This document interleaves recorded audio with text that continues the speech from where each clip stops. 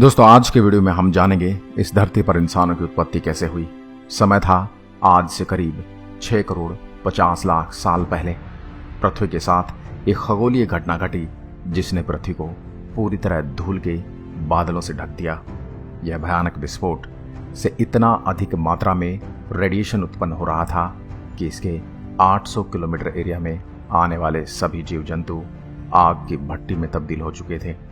इस भयानक घटना से धरती पर मौजूद 90% प्रजाति का खात्मा हो चुका था। पृथ्वी पर रहने वाले 25 किलो से ज्यादा वजनी हर जीव जलकर राख हो चुका था। इस महाप्रलय में लाखों की संख्या में जीव मारे जा चुके थे और पेड़ पौधे भी जलकर राख हो चुके थे। दोस्तों, यहां से डायनासोर का काल खत्म हो चुका था, लेकिन यह महाप्रलय छोटी प्रजाति के जीवों के लिए फायदेमंद साबित हुआ और वो प्रजाति थी मैमल्स की, यानी आसान शब्दों में कहा जाए तो स्तनधारी जीव। यह छोटे छोटे स्तनधारी जीव इस महाप्रलय से तो निकल गए, लेकिन भयंकर गर्मी से बचने के लिए इन जीवों ने अपना बसेरा जमीन के अंदर बना लिया और अपने आप को जीवित रखने के लिए सब कुछ खाना शुरू कर दिया।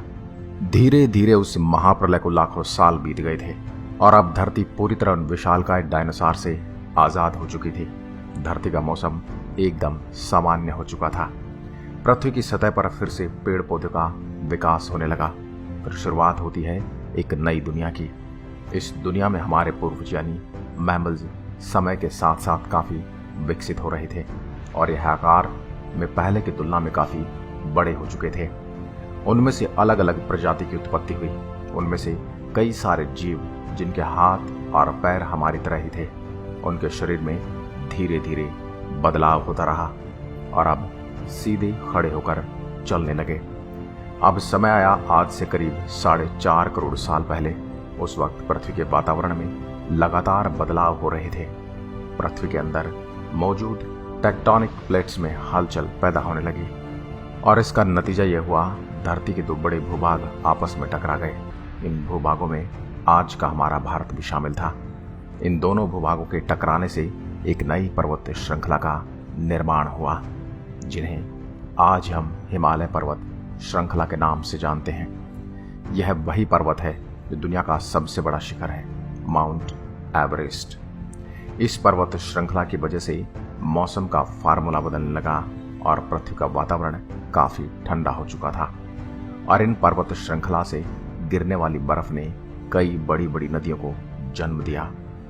यह वही नदियां हैं जो 50% से ज्यादा मानव जाति के लिए पानी का स्रोत हैं। ओलिगो ने इकोक में करीब आज से 2 करोड़ साल पहले ग्लोबल कूलिंग हुई, जिसके चलते घास के मैदानों में बढ़ोतरी हुई और जंगल धीरे धीरे खात्मे की ओर बढ़ रहे थे। उस परिस्थिति में कुछ ऐसे जानवर विकसित हुए जो खुले मैदान में रहना पसंद करते थे। इनमें दूसरे जानवरों को खाने वाले जीव भी मौजूद थे, मगर दोस्तों अब भी पृथ्वी पर एक अंश की कमी थी, जो था मानव। आज से करीब 1 करोड़ साल पहले पृथ्वी का रूप काफी हद तक आज के जैसा बन चुका था और अब पृथ्वी की परिस्थितियां धीरे धीरे बदलने लग गई थी। आज से करीब 40 लाख वर्ष पहले पृथ्वी के अंदर टेक्टोनिक प्लेट में हलचल होने से अफ्रीका के पूर्वी इलाकों में एक नई पर्वत श्रृंखला का जन्म हुआ। यह पर्वत श्रृंखला यहाँ पर आने वाले मौसमी हवाओं के लिए एक अवरुद्ध बनकर खड़ी हो गई। इसकी वजह से यहाँ वातावरण पूरी तरह से बदल गया और इन जंगलों में बारिश आनी बंद हो गई। इन विशाल जंगलों में निवास करते थे एप्स, जिन्हें पैरोलापिथिक्स के नाम से जाना जाता है। इनका निवास स्थान पेड़ों पर था और उन्हें भरपूर मात्रा में बहुत ही आसानी से मिल जाता था यहाँ पर खाना।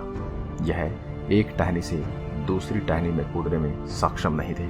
यह कभी कभी पेड़ों की डाली में 2 पैरों पर चलते थे। आगे चलकर यह प्रजाति गोरिल्ला और चिंपांजी में बदल गई तो कुछ इंसानों में तब्दील हो गई।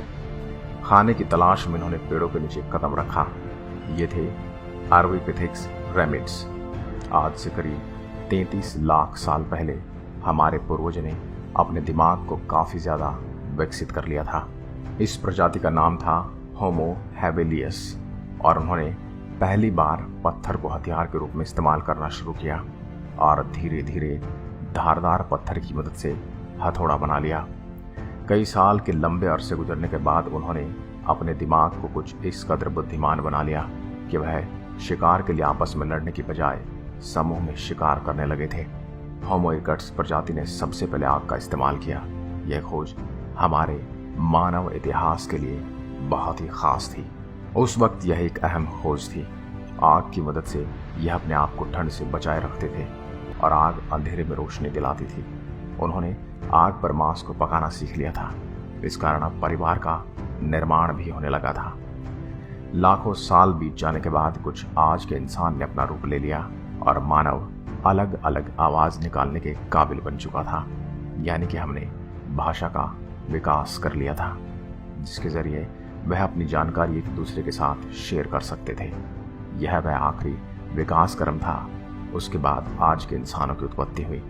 हमारा अस्तित्व यानी कि होमो सेपियंस का समय शुरू हो गया। हमारे पास धरती के सभी जानवरों से बड़ा दिमाग था। अब हम कहीं पर आ जा सकते थे। हमारे पास हथियार थे। उससे भी बड़ी बात, उस समय हमारे पास बुद्धिमान दिमाग था और अब हम केवल एक ही महाद्वीप तक सीमित नहीं रहे, बल्कि अलग अलग महाद्वीप पर निवास करने लगे।